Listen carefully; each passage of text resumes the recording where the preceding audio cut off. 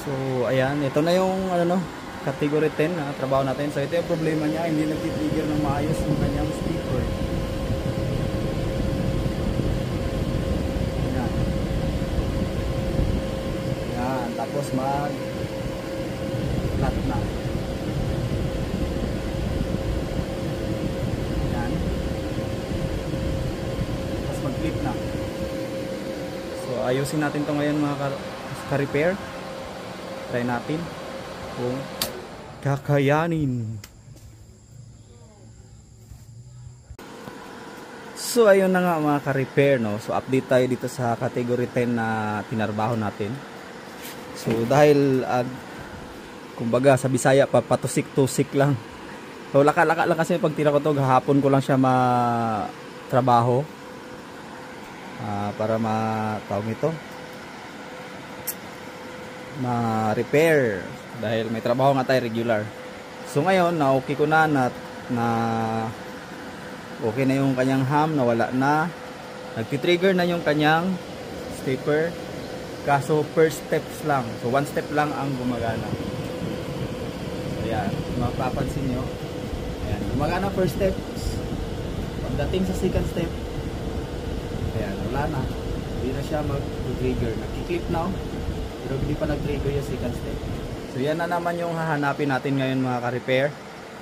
So at least wala na yung kanyang ugong. Na-try ko na to sa speaker, wala na, hindi na din nagbi-blink yung dito niya. Napalitan ko na yung pyesa dun sa main input buffer. So ito na lang i-fix natin, itong problema sa kanyang second step, bakit hindi siya nagti-trigger. So hanapin natin ang issue. So ayun na nga mga ka-repair, no. Matagal na sinusuyod-suyod ko yung sa kanyang MOSFET para mahanap natin yun kung bakit hindi nagti-trigger yung second step. At sa wakas nahanap din natin. So ayan, ito yung mga na sira sa kanyang stepper.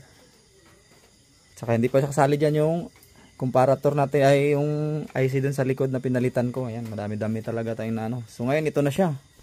So try natin, series valve muna tayo, baka ano. So ayan, active. So wala na yung blinking. So tingnan nyo yung stepper natin, gumagana na ang lahat ng stepper. First steps, triggering first steps, hindi na siya nag-flip. Second step, third step, gumagana na ng maayos ang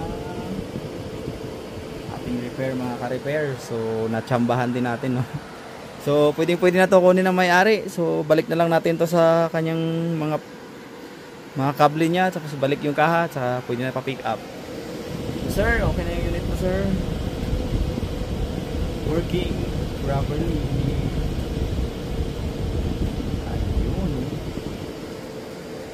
So thank you guys for watching. Don't forget to hit that like. May susunod na naman tayong content, ayan, no? Lexus at saka Prostax. Bye for now.